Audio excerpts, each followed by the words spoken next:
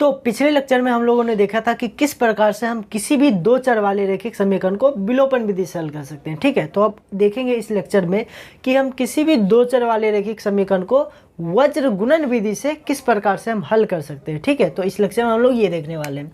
तो यहाँ पे दो चर वाले रैखिक समीकरण दिए हुए हैं। यहाँ पे समीकरण युग्म दिया हुआ है। एक है 2x + 5y = 29 और दूसरा है 3x + 4y = 26। ठीक है, एक समीकरण युग्म दिया हुआ है।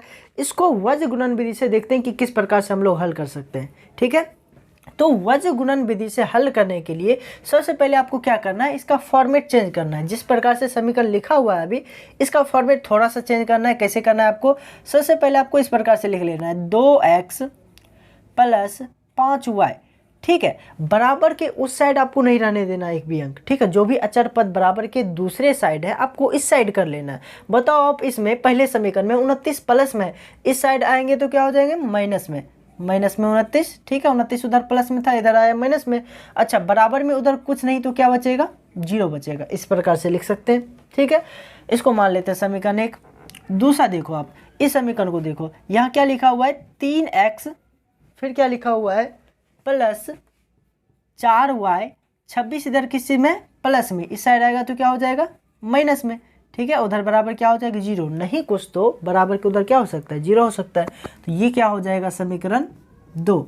ठीक है, तो सबसे पहले वज्र गुणन विधि से बनाने के लिए क्या करना होता है, फॉर्मेट चेंज करना होता है। यानी कि यहाँ पे 2x + 5y = 29 लिखा था, यानी अचर पद बराबर के उस साइड था। सबसे पहले आपको क्या करना है, कोई भी अचर पद हो बराबर के इस साइड कर लेना है। ऐसे फॉर्मेट से आपको इस प्रकार के फॉर्मेट में ले आना है। ठीक है, अब आगे का वज्र गुणन विधि का स्टेप होगा।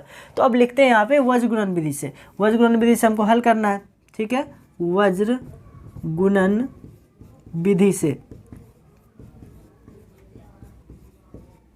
तो अब देखते हैं आगे इसमें क्या करना है। तो इसके लिए क्या करना पड़ता है, दोनों समीकरण को, ठीक है, दोनों समीकरण को ध्यान से देख करके आपको कुछ ऑब्जर्व करके लिखना पड़ता है। तो उतना ज़्यादा इसमें आपको दिमाग नहीं लगाना है। मैं यहाँ पे कुछ 2-3 पॉइंट लिखा देता हूँ, आपको उसके अनुसार काम करना है। तो आपको करना क्या है, यहाँ पे लिखना है बीच आगे पीछे फिर से बीच। ठीक है, आपको ये एग्जामिनेशन हॉल में नहीं लिखना है, ये एग्जामिनेशन पेपर में ये नहीं लिखना है। बस आपको रिमाइंडर के लिए, आपको याद रहे किस प्रकार से आपको अरेंज करके दोनों समीकरण के नंबर्स को लिखने हैं, इसलिए मैं आपको बता रहा हूँ। ठीक है, आपको ये याद रखना है, बीच आगे पीछे बीच। ठीक है, ये आपका वज्र गुणन विधि का मूल मंत्र है। अगर ये याद नहीं हुआ तो आपसे वज्र गुणन विधि से कोई भी क्वेश्चन हल नहीं होगा। ठीक है, आपको ये याद करना पड़ेगा, बीच आगे पीछे बीच। इसका मतलब क्या हुआ, तो दोनों समीकरण को ध्यान से देखो, इस दोनों समीकरण में। ठीक है, सबसे पहले मैंने क्या बताया, बीच। बीच में क्या है, तो 5 और 4 है ना। बीच में क्या, ये देखो, ये हो गया आगे, ये हो गया पीछे, और ये क्या हुआ, बीच। तो बीच में क्या है, 5 और 4। आपको ऐसे लिख लेना है, 5 और 4, बटा नहीं देना है। ठीक है, नॉर्मली 5 4। ठीक है, अब बताओ आगे क्या है, बीच है, उसके बाद क्या लिखा हुआ आगे। आगे में क्या है, -29 और -26। ऐसे लिख लेना है, -29 और -26। ये हो गया हमारा बीच आगे।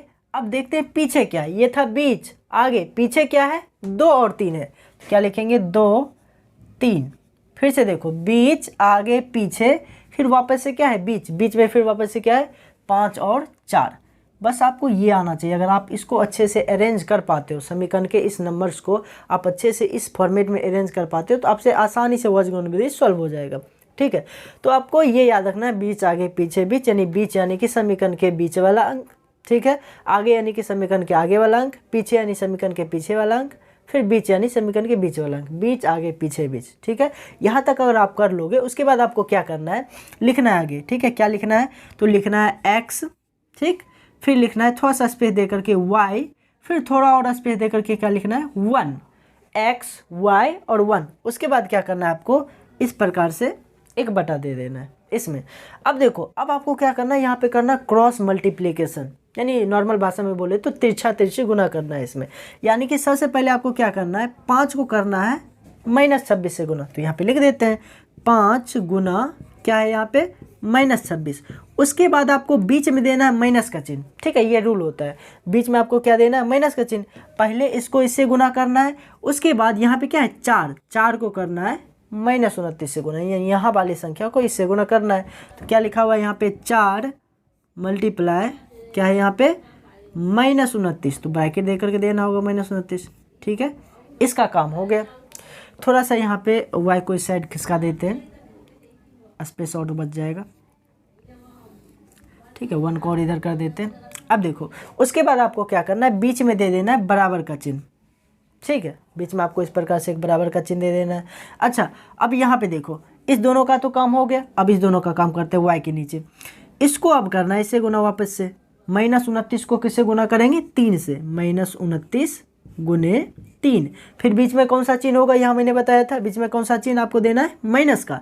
फिर ये वाला अंक इससे गुना हुआ, अब ये वाला अंक इससे गुना होगा। यहाँ क्या लिखा हुआ है, -26, तो दो तो माइनस ऐसे नहीं दे सकते, क्या देना पड़ेगा, ब्रैकेट दे करके -26 गुना -26 से गुना होगा 2 से, तो बटा में क्या हो जाएगा 2।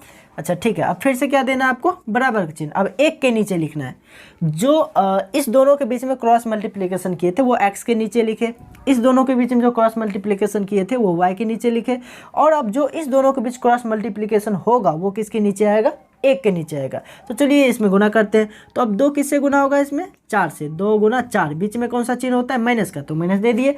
3 किससे गुना होगा, 5 से, तो क्या हो जाएगा यहाँ पे 3 गुना 5। ठीक है, यहाँ तक अभी सबको समझ में आ गया होगा इजीली। अब आपको क्या करना है, उसके बाद सॉल्व कर लेना है इसको आगे। तो इसको गुना करके अब अगले स्टेप में लिख लेते हैं। ठीक है, तो क्या हो जाएगा यहाँ पे x बटा यहाँ पे क्या हो जाएगा 5 गुना -26। उससे पहले आपको क्या करना है, चिन्हों का गुना कर लेना। यहाँ पे क्या है 5 प्लस में और 26 क्या है माइनस में, प्लस गुना माइनस क्या हो जाएगा, पहले तो माइनस। ठीक है, 26 गुना 5, 26 को 5 से गुना करेंगे तो कितना आ जाएगा, 20 पचे 100, 6 पचे 30, कितना हो जाएगा 130। ठीक है, अब उसके बाद फिर से देखो यहाँ क्या है माइनस में और यहाँ पे क्या है माइनस में ही है। ठीक है, यहाँ पे शायद रिफ्लेक्ट हो रहा है इसलिए दिख नहीं रहा है, इसको मैं यहाँ पे लिख देता हूँ। आप ध्यान से देखो यहाँ पे ये अंक लिखा हुआ है -4 मल्टीप्लाई -29। ठीक है, यही अंक को मैंने यहाँ पे लिख दिया ताकि आपको रिफ्लेक्शन ना हो, रिफ्लेक्शन के कारण दिख नहीं रहा था इसलिए। तो देखो यहाँ पे माइनस गुना माइनस क्या हो जाएगा, प्लस, यहाँ पे होगा माइनस गुना माइनस प्लस। 29 को 4 से गुना करेंगे, 29 को 4 से गुना करेंगे तो कितना आ जाएगा, 20 चौका 80 और 36, ये कितना हो जाएगा 116। ठीक है, यहाँ पे हो गया हमारा x का काम, x का जो मल्टीप्लिकेशन का काम था वो हो गया। अब देख लेते हैं इधर y में, बीच में बराबर का चिन्ह है तो बराबर का चिन्ह दे देते हैं। फिर क्या लिखा हुआ है यहाँ पे y बटा, फिर से आप देखो, फिर से आपको पहले चिन्हों का गुना करना है, माइनस गुना प्लस क्या हो जाएगा माइनस, और 29 गुना 3 कितना हो जाएगा, 29 या कितना हो जाएगा 87। ठीक है, फिर माइनस गुना माइनस, चिन्हों का गुना कर लेते हैं, माइनस गुना माइनस क्या हो जाएगा प्लस, 26 गुना 2 कितना हो जाएगा 52। ठीक है, अब उधर देख लेते हैं, 1 बटा 2 गुना 4 कितना हो जाएगा 8, माइनस का चिन्ह है तो माइनस, 3 गुना 5 कितना हो जाएगा 15। ठीक है, अब इसको आगे अब सॉल्व करते हैं। देखो यहाँ पे ध्यान से x बाय, इस दोनों का चिन्ह क्या है, अलग अलग है। मैंने पहले भी बता रखा है, अगर किसी भी दो संख्याओं का चिन्ह समान रहता है तो उसको जोड़ दिया जाता है, अलग अलग रहता है तो क्या कर दिया जाता है, घटा दिया जाता है। तो आप ध्यान से देखो इस दोनों का चिन्ह क्या है, अलग अलग है, अलग अलग में हम लोग क्या करेंगे, घटा देंगे। तो 130 में से क्या हो जाएगा 116 माइनस हो जाएगा, 130 में से 116 जाएगा तो कितना बचेगा 14। अब समस्या ये है कि ये 14 प्लस में होगा कि माइनस में, तो देखेंगे दोनों में से बड़ा कौन है, बड़ा है 130, बगल में कौन सा चिन्ह माइनस का, इसलिए यहाँ पे क्या हो जाएगा माइनस में 14। ठीक है, बराबर का चिन्ह फिर दे देते हैं। फिर यहाँ पे क्या लिखा है y बटा, इसको भी सॉल्व कर लेते हैं, दोनों का चिन्ह क्या है अलग अलग है, अलग अलग में घटेगा। 87 में से 52 जाएगा तो कितना बच जाएगा, ये हो जाएगा 35। ठीक है, अब इसमें भी देखते हैं प्लस में होगा कि माइनस में, दोनों में से बड़ा कौन है, बड़ा है 87, बगल में कौन सा चिन्ह माइनस का, इसलिए यहाँ भी क्या हो जाएगा माइनस, बराबर।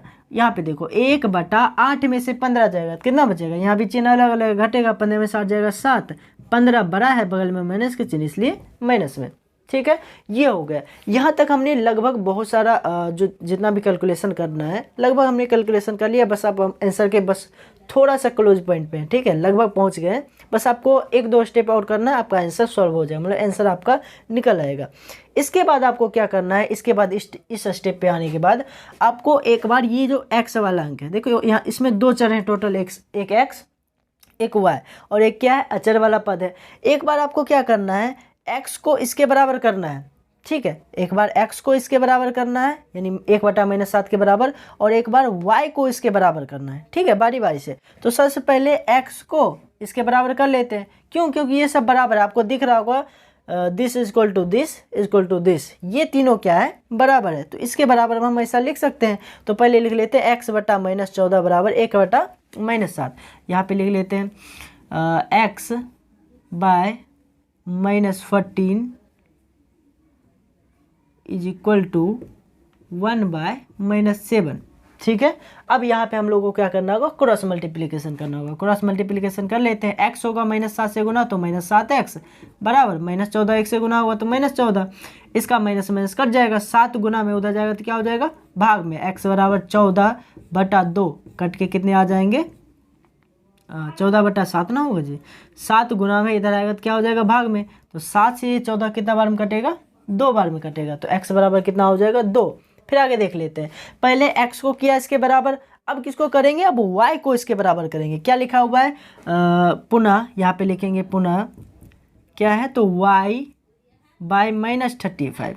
ठीक है, y/-35 बराबर 1/-7। अब देखो फिर से क्रॉस मल्टीप्लिकेशन, y होगा -7 से गुना तो -7y बराबर -35, 1 से गुना होगा -35, यहाँ भी माइनस माइनस कट जाएंगे, 7 गुना में उधर जाके भाग में, y बराबर 35/7 कट के कितना आ जाएगा? 5। ठीक है, y का मान कितना आया? 5। तो लिख देंगे हम लोग अंत में। अतः हमारा x का वैल्यू कितना आया? x का मान आया 2 और y का मान कितना आया? तो वो आया 5। ठीक है, ये हो गया हमारा आंसर। तो हम लोगों ने वज्र गुणन विधि से x और y का मान निकालना सीखा। ठीक है, 2 चर वाले रैखिक। एक्चुअली में हम लोग अभी तक टोटल 4 विधि पढ़ चुके हैं। 2 चर वाले रैखिक समीकरण को हल करने के अभी तक टोटल 4 विधि पढ़ चुके हैं, जिनमें से पहला विधि कौन सा था? ग्राफिया विधि। दूसरा कौन सा था? प्रतिस्थापन विधि। तीसरा विलोपन विधि, और अभी चौथा क्या बताया मैंने आपको? वज्र गुणन विधि। ठीक है, तो मैंने चारों विधि से बताया कि किस प्रकार से आप किसी भी 2 चर वाले रैखिक समीकरण को इन चारों विधियों से हल कर सकते हो। ठीक है, तो हम मिलते हैं नेक्स्ट वीडियो में किसी नेक्स्ट टॉपिक के साथ। तब तक के लिए बाय।